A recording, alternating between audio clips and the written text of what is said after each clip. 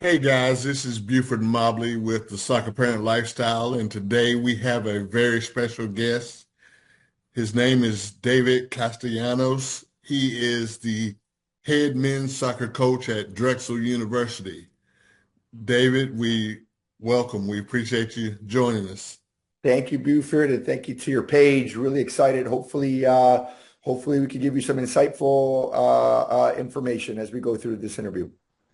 All right. So to get started, first question is, what exactly do you look for in a soccer player if they want to come and play for you at Drexel University?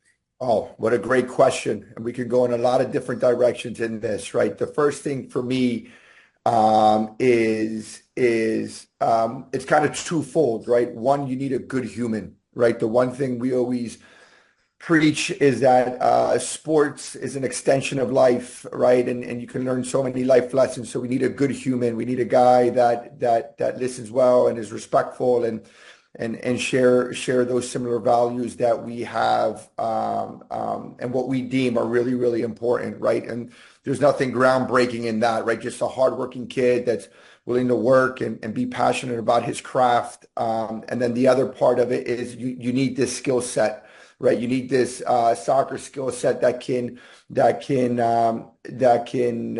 take you to the next level, or that can allow you to compete in this really athletic and physical Division I world that we work in. So we tend to get them right. Not every time we do, but those are kind of the two big picture things that we look at when we look at a recruit at Drexel University.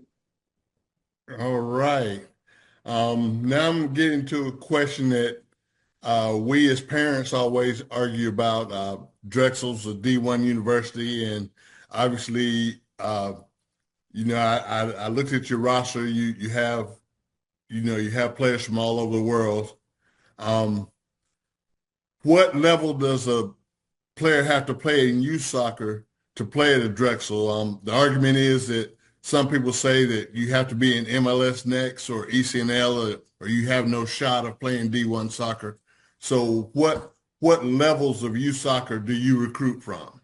Yeah, what a loaded question, right? That's a good one. I bet you that gets the chat going. And I go yes to it all, right? So I'll say yes. A lot of players play in MLS Next, right? And I just think the whole U.S. soccer landscape has changed, right? And then you see the way our the MLS is right now to date, and it's one of the most strongest and competitive leagues that we have around. So we're doing a lot of things right. It's just it gets a little sticky on our end of it. So are there really good players at MLS Next? Yes.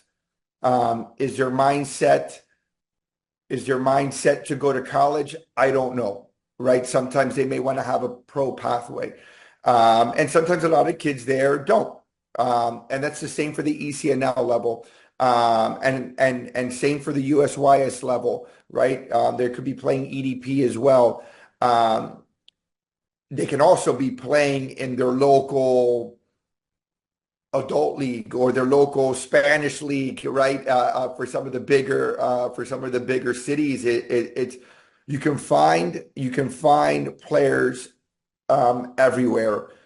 Where you see a lot of the college coaches go, you see these marquee showcases, you see a lot of badges, you see a lot of things. Yes, coaches are there, but for us, we we like and that can be. Yeah, Yeah. yeah, yeah. I was there. Yep. Good. Are we back recording again? Yes. Yeah. So essentially, I'm not sure where I dropped it or where I left off, but I'll say that we can find them. We can find them anywhere, right? And we look at and we look all across the leagues, and we look at all our networks.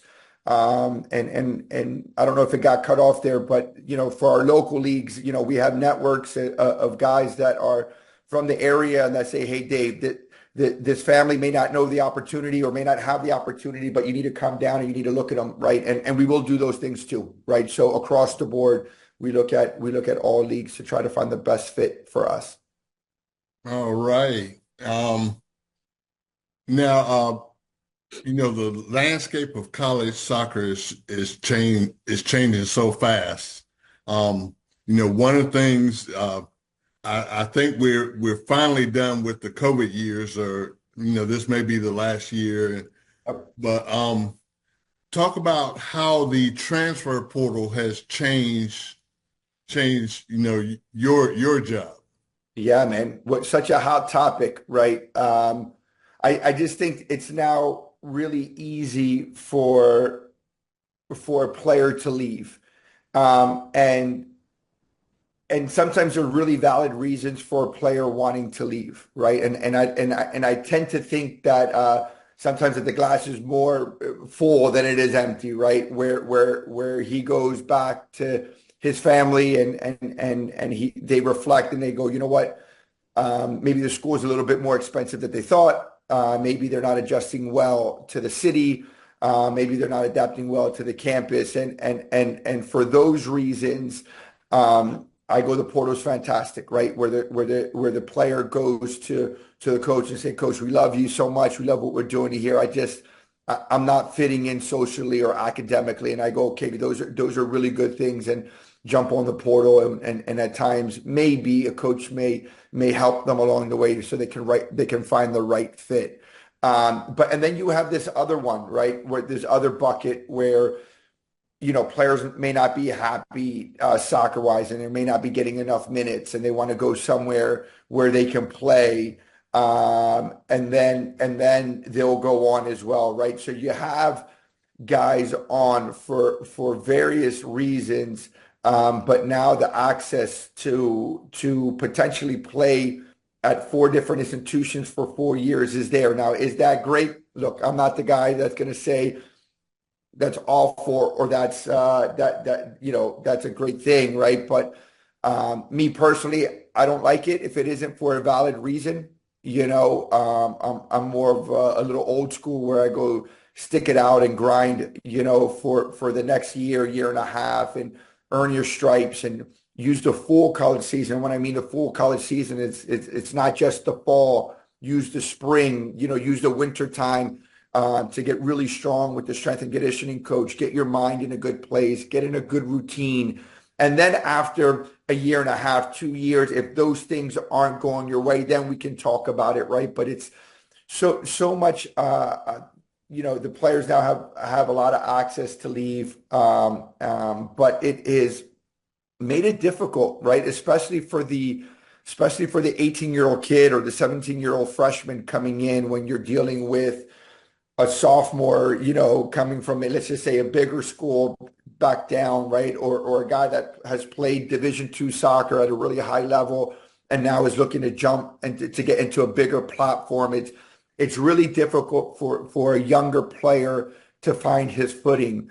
The silver lining for me is this, in terms of the younger guys and for some of the younger listeners that are out there, is that you still need to build a culture, right? A program still needs to be known for something. And I think those are the spaces that an 18-year-old could come in and go, okay, it's going to be difficult year one, but if I stick through it and if I believe in the coach and if I love what I'm doing academically and the guys around me are like my family, then you start building this really good culture with guys that are going to potentially stay for all 4 years, versus just a quick transfer guys, and that looks a little differently from each school, as each coach recruits very differently. We're a lot more balanced, right? I don't want a team full of transfers. I want a healthy mix of good young guys and guys maybe at a D2 level, and maybe some international guys. And yeah, we'll go after the blue chip guy, like everybody else. And if we can land them, that's fine, right? But that's going to be kind of our formula. But I still think the silver lining for some of the younger guys is if they pick the right coach, if they pick the right school, if they pick the right major, they'll last there and they'll be a really, really good culture guy. And that's important for every program. Okay, now, as a college coach, if I'm a high school sophomore, junior, how do I get what is the best way for me to get on your radar and get your attention? The best way is you can email, you could create those lines of communication, you can follow us on social media, yes. For me, if we're a school that your family thinks that it's a good fit, I would say come to one of our ID clinics because there we'll be able to see you for the 4 hours, 5 hours, 6 hours that we have. And that's very different than a showcase. And a lot of guys go, well, Dave, can you come out and watch us in the showcase? Yes, we'll do that. Right. But maybe sometimes you're not playing that day. Right. Or sometimes you only the coach has you starting in the second half. And we were only going to that game for the first half because we have 10 other games that we're trying to go to. Right.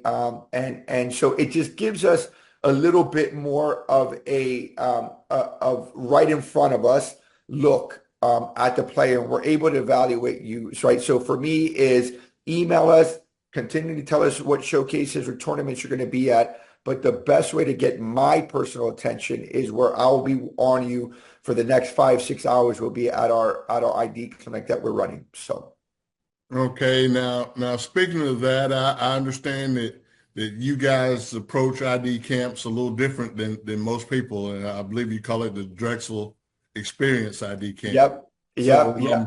tell us a little bit about what differentiates you guys from everyone else in Right. that regard. So our collegiate experience is this, and obviously I'm going into I don't even know year 18, 19 of college coaching, right? I've done it at all levels, Division 3, 2, 1. So I've done all these showcases, and I kind of built this idea of giving more, and I'll end it there, right? Giving more to the recruit, because it isn't just about athletics. The collegiate experience is about getting a feel for the campus. It's about going through a day of what it's like to be a Division 1 college athlete at Drexel University, from going through our locker rooms, from understanding the training sessions.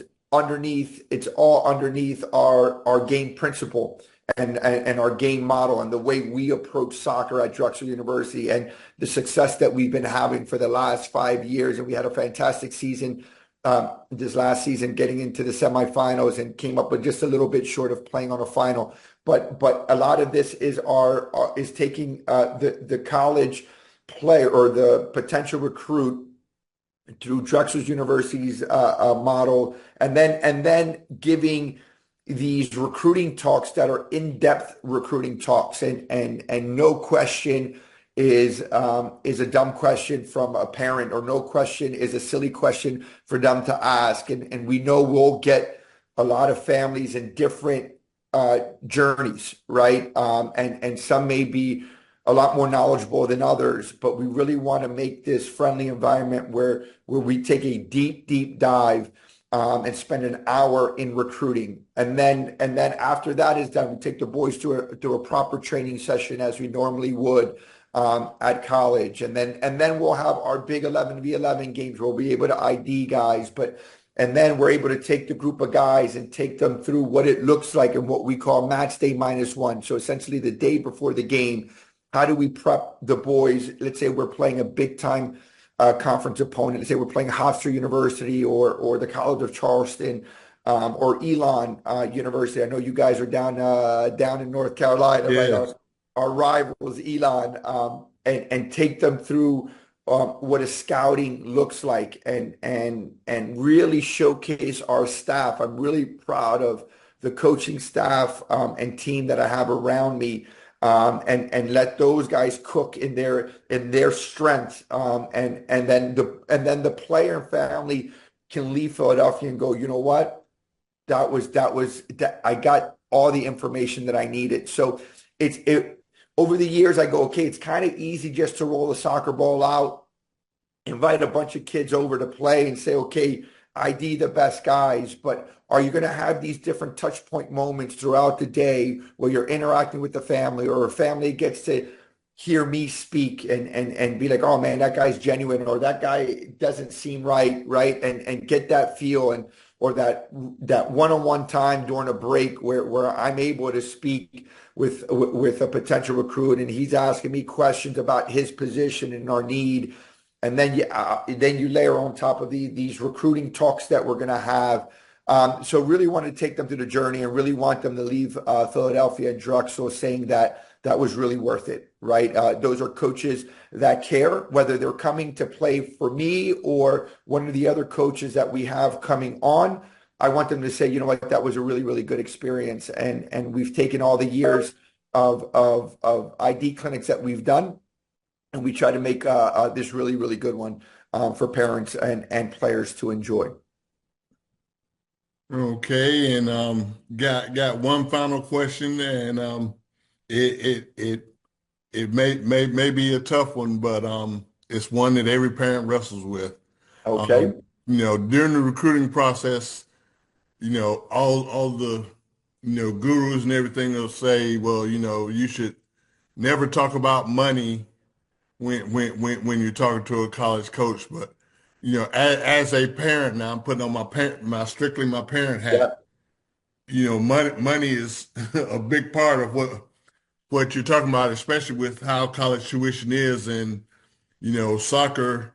Even D1 only has 10, 10 Right. basically 10 scholarships, and most schools don't fund all 10. So Right. my question is, when is it appropriate for a parent to discuss money with you? Let's say that you're recruiting a guy, and you think he can play for you, and they're going, when is it appropriate to discuss the financial package, in the recruiting process? I think Buford, I think it's very, very important. And I think if and it's a valid question, and I think if people look at this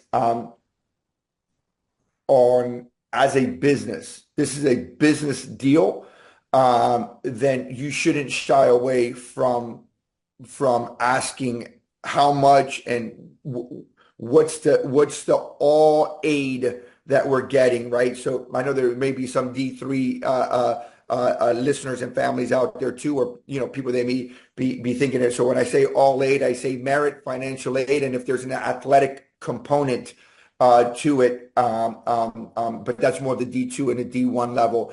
I wouldn't lead if I was a parent, and this is you're writing me a first email, and you go in there seeking Division I scholarship. I go, okay, well, maybe that's a Yeah. little bit too direct, and we haven't even gotten into.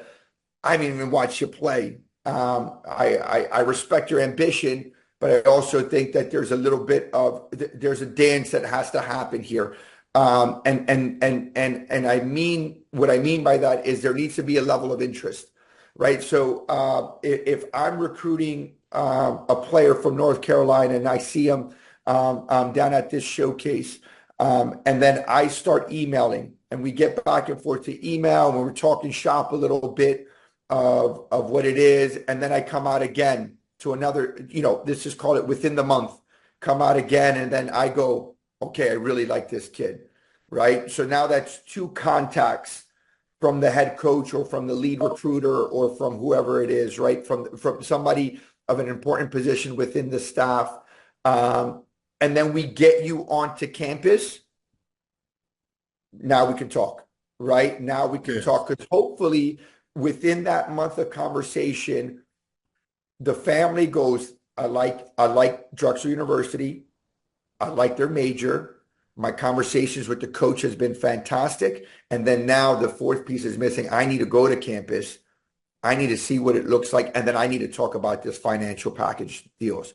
Coach, where do you see me at fitting onto your roster? Right?